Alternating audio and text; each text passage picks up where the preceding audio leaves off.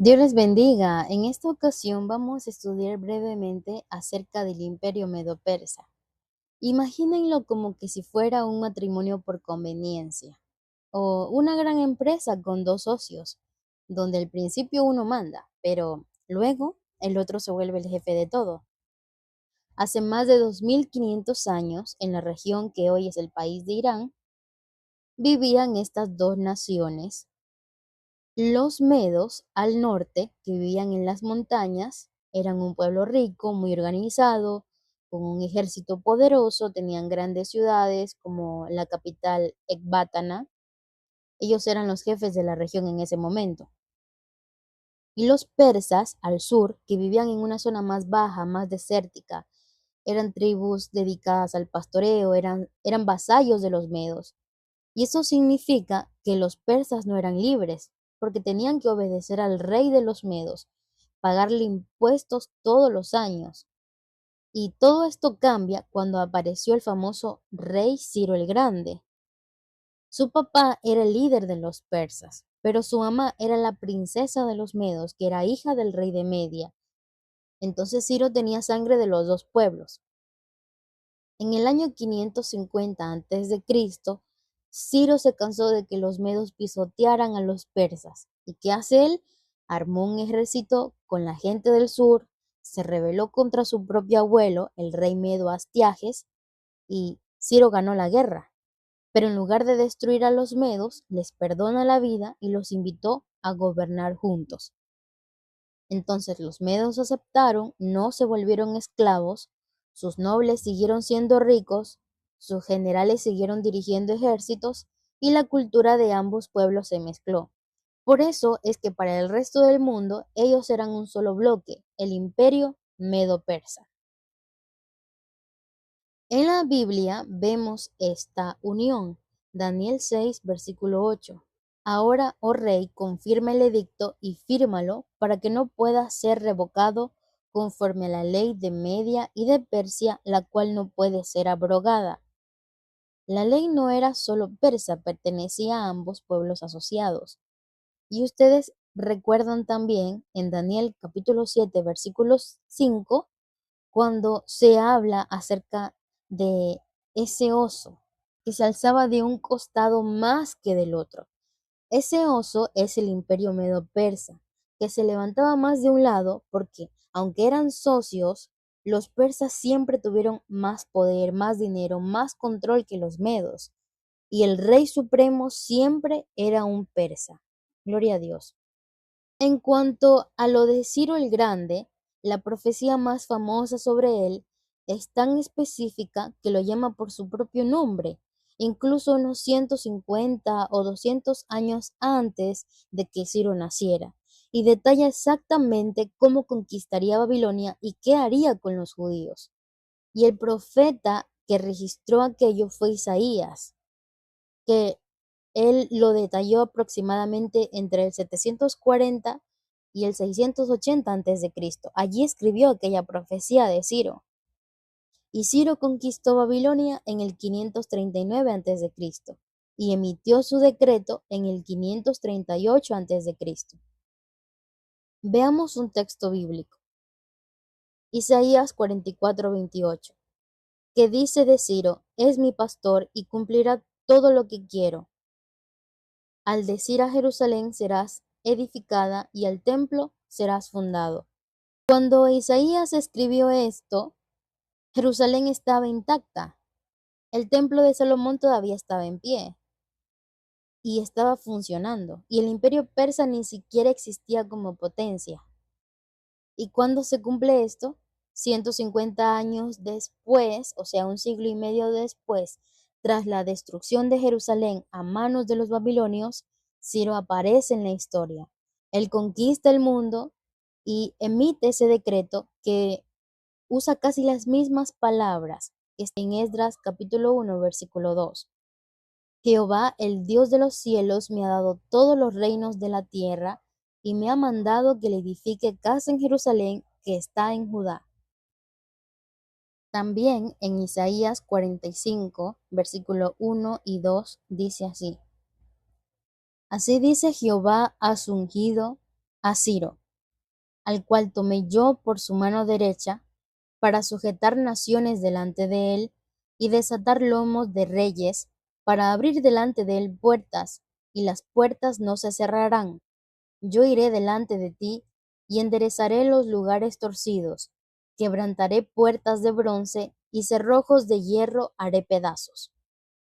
Esta profecía describe esa táctica exacta que usó Ciro aquella noche de esa fiesta de Belsasar en el capítulo 5 de Daniel, cuando tomaron Babilonia, que prácticamente era considerada la ciudad más impenetrable del mundo, porque Babilonia estaba protegida por murallas muy grandes y también por el río Éufrates que pasaba por medio de la ciudad. Las murallas tenían esas enormes puertas de bronce que bajaban hasta el lecho del río, y lo que hizo Ciro fue desviar el agua del Éufrates, y es así como el nivel del agua bajó tanto que el ejército persa pudo marchar por el lecho del río por debajo de los muros. Isaías 45, versículo 3. Y te daré los tesoros escondidos y los secretos muy guardados, para que sepas que yo soy Jehová, el Dios de Israel, que te pongo nombre, por amor de mi siervo Jacob, y de Israel mi escogido. Te llamé por tu nombre, te puse sobrenombre, aunque no me conociste. Yo soy Jehová, y ninguno más hay. No hay Dios fuera de mí. Yo te ceñiré, aunque tú no me conociste, para que se sepa desde el nacimiento del sol hasta donde se pone, que no hay más que yo Jehová, y ninguno más que yo, que formo la luz y creo las tinieblas, que hago la paz y creo la adversidad. Yo Jehová soy el que hago todo esto. ¡Qué hermosa profecía! ¿Y cuándo se cumplió esto? Al conquistar Babilonia de forma tan pacífica y tan rápida, Ciro se apoderó de ese tesoro imperial que Nabucodonosor había acumulado durante décadas, de saqueo a todas las naciones del Medio Oriente, incluyendo todas esas toneladas de oro y plata confiscadas del Templo de Jerusalén. Ciro no tuvo que destruir la ciudad para saquearla porque la riqueza le fue entregada directamente. Y en el versículo 13 menciona lo siguiente: Yo lo desperté en justicia y enderezaré todos sus caminos. Él edificará mi ciudad y soltará mis cautivos, no por precio ni por dones, dice Jehová de los ejércitos. En la antigüedad, cuando un rey ganaba una guerra y tenía miles de esclavos, jamás los dejaba ir gratis. Él exigía un rescate económico gigante o los vendía como mano de obra. Entonces, mediante el cilindro de Ciro, decretó que los judíos podían regresar a su tierra natal, reconstruir su ciudad sin pagar un solo centavo de rescate, y además les devolvió los utensilios sagrados del templo de manera voluntaria. ¿Y cuál es ese cilindro de Ciro? ¿Qué es eso?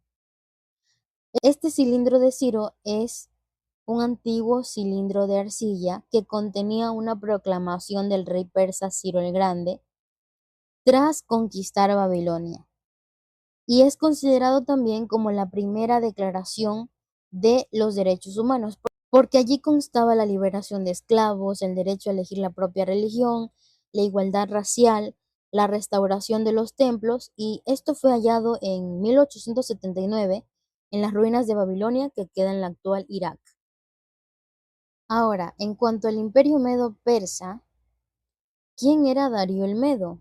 Los medos eran el reino dominante y que los persas eran sus vasallos. Pero sucedió que Ciro el Grande, que tenía sangre de esos dos pueblos, unificó esas dos coronas y absorbió al reino de Media. ¿Por qué la Biblia habla de Darío el Medo si el jefe supremo era Ciro? Daniel 5:31 dice: Y Darío de Media tomó el reino siendo de 62 años. La Biblia no dice que Darío heredó el imperio por derecho de la dinastía, sino que tomó el reino y que fue constituido rey sobre el reino de los caldeos, o sea, sobre Babilonia. Eso está acá en este versículo del capítulo 9, versículo 1. En el año primero de Darío, hijo de Asuero, de la nación de los Medos, que vino a ser rey sobre el reino de los caldeos. Aquí es donde entra la figura de Gubaro y por qué los historiadores los asocian. Porque, bueno, Ciro era el emperador de todo, pero cuando él conquistó la ciudad de Babilonia en el 539 a.C., él no podía quedarse allí a administrarla. ¿Por qué? Porque tenía que seguir peleando batallas en otras fronteras. Entonces Ciro nombró a Gubaro, que era un poderoso influyente noble de origen medo, como el gobernador o rey de la región de Babilonia. Y eso se puede encontrar en las tablillas babilónicas de arcilla que confirman que Gubaro tenía un poder absoluto en Babilonia, porque nombraba gobernadores menores, cobraba impuestos, emitía edictos con autoridad de vida o muerte, y para los habitantes locales de Babilonia y para Daniel incluso, que vivía en la corte de esa ciudad, Gubaro operaba formalmente como el rey local de Babilonia. Entonces, este Darío el Medo vivió pues al principio del imperio en el 539 a.C. Este nombre viene del persa antiguo que significa el que sostiene firmemente el bien. Ciro el persa gobernaba todo el imperio y este Darío el Medo fue el hombre de confianza de etnia meda a quien Ciro le entregó el trono específico de Babilonia. Por eso es que Daniel, que está en Babilonia, interactuó con él directamente en ese asunto de los leones. Después de Darío el Medo no viene ningún otro gobernante medo, porque ya todo el poder absoluto pasa a los persas. Y en Daniel capítulo 7 y el capítulo 8 se profetiza acerca de ese cambio usando la figura de un carnero que tenía dos cuernos y que el cuerno más alto, o sea, los persas, crecen después del cuerno más bajo, que eran los medos, y así indica que los persas absorbieron al imperio medo y mezclaron ambas culturas. Por eso es el imperio medo-persa. En la Biblia aparecen tres personajes diferentes con el nombre de Asuero. Asuero viene del hebreo Ahash Berosh, significa Señor de Reyes, Rey Soberano, o sea, era un título real, así como a los reyes de Egipto se les llama Faraón o en Roma se les llamaba César. De esa misma forma, Asuero era un título real. El primer Asuero está en el libro de Esdras. Él es Cambises II, hijo de Ciro el Grande. Él gobernó entre el 530 y el 522 a.C. y aparece mencionado en Esdras capítulo 4 versículo 6. Ese es el rey ante el cual los enemigos de los judíos le escribieron las primeras cartas que tenían chismes, acusaciones falsas para intentar que los judíos dejaran de reconstruir el templo de Jerusalén. También hay otro Asuero que está en el libro de Esther, y este es el más famoso. Este es Jerjes I o Jerjes el Grande, quien gobernó entre el 486 y el 465 a.C. Este es el rey de Persia que destituye a la reina Basti y organiza ese concurso de belleza y se enamora de la judía Esther y la convierte en su nueva reina. Y así es como se salva al pueblo del complot del malvado Amán. Y el último Asuero de quien vamos a hablar es del que está en el libro de Daniel.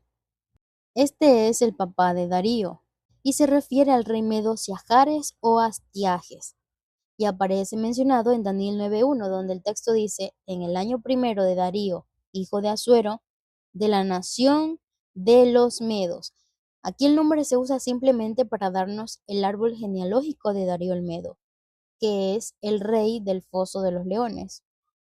Entonces, si leemos Esther, Asuero es Jerjes I, el esposo de Esther. Si leemos Esdras, Asuero es Cambises II, que es el que escuchó los chismes contra el templo. Y si leemos Daniel, Asuero es el papá de Darío el Medo. Con respecto a la cronología de los reyes persas, Astiages ascendió al trono tras la muerte de su padre Siajares, que es el rey que en alianza con los babilonios había destruido al imperio asirio. Y para asegurar esa paz en las fronteras, Astiages se casó con Arianis, que era una princesa del reino de Lidia. Luego Astiages casó a su hija Mandana con un vasallo persa llamado Cambises I. Y de esta unión nació Ciro II o Ciro el Grande, quien se rebeló contra su abuelo en el 553 a.C. Este Ciro II, Ciro el Grande, fue fundador del Imperio Medo-Persa y conquistó Babilonia el año 539 a.C. Unificó a los medos y persas bajo su mando y él es el rey de la primera ola de retorno de los judíos hacia Jerusalén, porque él emitió ese edicto que permitía a los judíos regresar para reconstruir aquel templo. Y eso lo puede encontrar en Esdras capítulo 1. Después de Ciro II o Ciro el Grande, viene Cambises II, cuyo periodo comprende del 530 al 522 a.C. Él es hijo de Ciro el Grande y es famoso porque conquistó Egipto y así es como expandió el imperio. Él es mencionado en Esdras capítulo 4 versículo 6 bajo el nombre de Asuero, que era un título que se usaba para varios reyes. Y es el rey ante quien los enemigos de los judíos presentaron esas acusaciones para intentar detener las obras en Jerusalén. Después de Cambises II, viene Darío I el Grande, cuyo periodo comprende del 522 al 486 a.C. Hay algunas cosas que mencionar acerca de él. Por ejemplo, Darío I el Grande era de la nación de los persas. Él pertenecía a la familia real de los aqueménidas. Y no hay que confundirlo con Darío el Medo, porque entre Darío el Medo y Darío el Persa hay más de 110 años de diferencia entre los dos. Este Darío I el Grande, Darío el Persa, sí era el emperador absoluto y supremo de todo el imperio persa. Y no lo confundamos con Darío el Medo, porque Darío el Medo solamente era rey sobre Babilonia. Él dividió el imperio en provincias llamadas satrapías, y al frente de cada una de ellas puso a un gobernador local denominado sátrapa. Y para evitar que se rebelaran, colocó también un jefe militar y a un secretario real, conocido como los ojos y oídos del rey, que informaban directamente a Darío. Este Darío el Grande, o Darío el Persa, también mandó hacer la inscripción de Beistún, que es esta que vemos en pantalla, y la mandó hacer para legitimar su derecho al trono frente a todo el imperio. ¿Qué más hizo él? Pues expandió las fronteras hacia Europa, conquistando Tracia y Macedonia. En 499 a.C., las ciudades griegas de la región de Jonia se rebelaron contra el dominio persa, estando apoyadas por Atenas. ¿Y qué hace Darío en venganza? En el 490 a.C., él envió una flota militar para invadir la Grecia continental y allí se da la Primera Guerra Médica. Estas guerras médicas fueron conflictos militares entre el Imperio Persa contra las ciudades-estados de la antigua Grecia y se llaman médicas porque los griegos llamaban medos a todos los persas. Entonces los medos eran el imperio anterior que dominaba la región, pero Ciro el Grande tomó el control y eran los persas, pero los griegos siguieron llamándoles con ese término de los medos. Por eso es que se le llamaba así, las guerras médicas. Tenemos unos textos en los que se menciona a este Darío el Grande. Esdras capítulo 4 versículo 5. Sobornaron además contra ellos a los consejeros para frustrar sus propósitos todo el tiempo de Ciro rey de Persia y hasta el reinado de Darío rey de Persia. Versículo 24. Entonces cesó la obra de la casa de Dios que estaba en Jerusalén y quedó suspendida hasta el año segundo del reinado de Darío rey de Persia. Ageo capítulo 1 versículo 1. En el año segundo del rey Darío, en el mes sexto, en el primer día del mes, vino palabra de Jehová por medio del profeta Ageo a Zorobabel, hijo de Salatiel, gobernador de Judá, y a Josué, hijo de Josadac, sumo sacerdote. Zacarías 1:1. En el 8º mes del año segundo de Darío, vino palabra de Jehová al profeta Zacarías, hijo de Berequías, hijo de Ido, diciendo. Esos son los textos en los que podemos encontrar a Darío I el Grande o Darío el Persa. Después de él viene otro rey llamado Jerjes I, cuyo periodo comprende del 486 al 465 a.C. Él fue hijo de Darío I y también está involucrado en la Segunda Guerra Médica en el 480 a.C. y es él quien invade Grecia con la batalla de las Termópilas. Este Jerjes es llamado Asuero en el libro de Esther y es el rey que destituye a la reina Vasti, de la cual les hablé anteriormente. Y con esto de que los judíos se defendieron de Amán, se instituye la fiesta de Purim para los judíos. Luego de este rey viene Artajerjes I del 465 al 424 a.C. Él fue hijo de Jerjes I y nieto de Darío I. En el 449 a.C. firmó la paz con Atenas y este tratado puso fin a las guerras médicas. Los persas le prometieron mantener sus barcos de guerra fuera del mar Egeo y dar esa autonomía a las ciudades griegas de Asia Menor. Y a cambio, los griegos prometieron dejar de atacar las fronteras del imperio persa como Egipto o Chipre.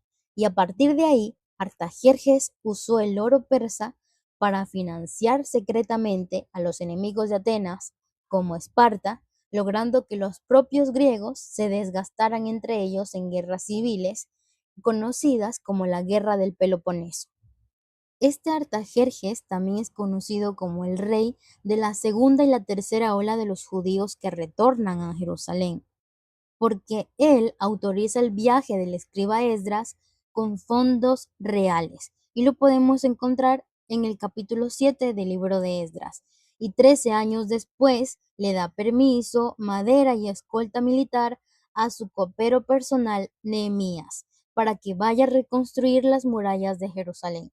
Esto lo podemos encontrar en el capítulo 2 del libro de Nehemías. Después de que muera Artajerjes, el imperio entra en una fase de debilitamiento. Viene Jerjes II, que era hijo de Artajerjes I, y gobernó solo por 45 días, luego lo asesinaron.